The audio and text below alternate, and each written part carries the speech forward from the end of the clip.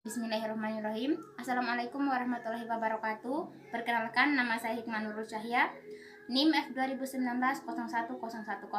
Saya dari kelas C1 Farmasi di Stikes Mandala Waluya Kendari. Pada kesempatan kali ini saya akan menjelaskan mengenai osteoartritis. Baik, langsung saja. Osteoartritis merupakan suatu jenis artritis atau peradangan yang terjadi ketika jaringan yang fleksibel pada ujung tulang mengalami kiausan. Jaringan fleksibel yang dimaksud adalah kartilago atau tulang rawan. Tulang rawan ini berfungsi sebagai bantalan pada persendian yang akan mengurangi gesekan antar tulang. Nah, pada penderita osteoartritis, tulang rawan ini terkikis sehingga ketebalannya berkurang. Hal inilah yang menyebabkan gesekan antar tulang menjadi semakin besar. Pada slide ini juga sudah terdapat gambar di mana kita bisa membedakan bagaimana bentuk tulang normal dan bentuk tulang yang telah mengalami osteoartritis. Pada tulang yang telah mengalami osteoartritis, jarak antar tulang itu menjadi semakin sempit. Hal inilah yang menyebabkan tulang menjadi sulit untuk digerakkan. Osteoartritis ini dibagi menjadi dua jenis. Yang pertama yaitu osteoartritis primer dan osteoartritis sekunder. Osteoartritis dikatakan sebagai osteoartritis primer apabila penyebabnya tidak diketahui dan tidak berhubungan dengan penyakit sistemik maupun perubahan lokal pada sendi. Sementara untuk osteoartritis sekunder, osteoartritis ini dikatakan sebagai osteoartritis sekunder apabila penyebabnya itu penyakit atau kondisi lain seperti posttraumatik, penyakit akibat deposito kalsium, ataupun obesitas atau kegemukan. Berdasarkan gambaran radiografisnya, osteoartritis dibagi menjadi 5, yaitu osteoartritis derajat 0, derajat 1, 2, 3, dan 4. Osteoartritis derajat 0 atau normal. Tidak ada gambaran radiografis yang abnormal. Derajat 1 atau meragukan, tampak osteofit kecil. Osteofit kecil ini merupakan struktur halus yang tumbuh di bagian tulang. Kemudian derajat 2 atau minimal, tampak osteofit dan jelas sedikit normal. Yang ketiga atau sedang, osteofitnya jelas dan penyempitan celah sendi. Derajat keempat atau berat, penyempitan celah sendi berat dan adanya sklerosis. Nah, pada slide selanjutnya ini sudah terdapat gambar di mana kita bisa langsung membedakan bagaimana derajat osteoartritis tersebut dari 1 sampai 4. Kemudian diagnosa dari osteoartritis sendiri itu dapat dilakukan dengan anamnesis maupun pemeriksaan fisik. Anamnesis ini yaitu dengan melakukan wawancara kepada pasien maupun orang-orang terdekat pasien.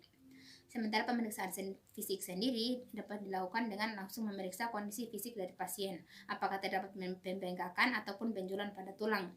Selain melakukan anamnesis ataupun pemeriksaan fisik, juga biasanya juga dilakukan pemeriksaan penunjang yang terdiri dari pemeriksaan laboratorium, foto polos sendi, pemeriksaan cairan sendi, dan pemeriksaan artroskopi.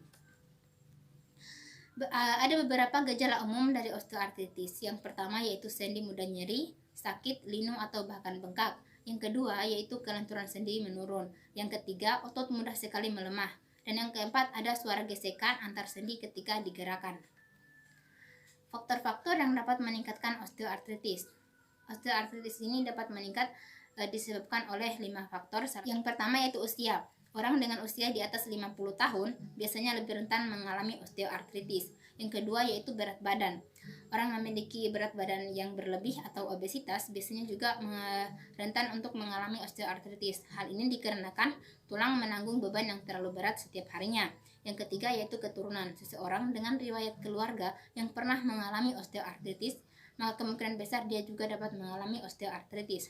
Yang keempat yaitu pernah mengalami cedera. Dan kelima, aktivitas fisik. Seseorang dengan aktivitas fisik yang terlalu berat juga dapat memicu terjadinya osteoartritis. Cara penanganan osteoartritis sendiri yaitu yang pertama untuk stadium 1 dan 2 dapat dilakukan dengan terapi obat dan terapi non-obat. Terapi non-obat yaitu dengan menurunkan berat badan bagi yang kelebihan berat badan, latihan penguatan otot, dan memakai knee branch selama diperlukan. Sementara untuk terapi obatnya dapat dilakukan dengan obat anti radang dan nyeri, suplemen untuk menumbuhkan tulang rawan, dan laparoskopi atau peneropongan. Kemudian untuk stadium 3 dan 4, satu-satunya pengobatan yang disarankan adalah operasi. Operasi ini dilakukan dengan mengganti sendi yang telah rusak tersebut dengan prostesis. Prostesis sendiri merupakan alat buatan yang menyerupai bagian tubuh untuk menggantikan bagian tubuh tertentu.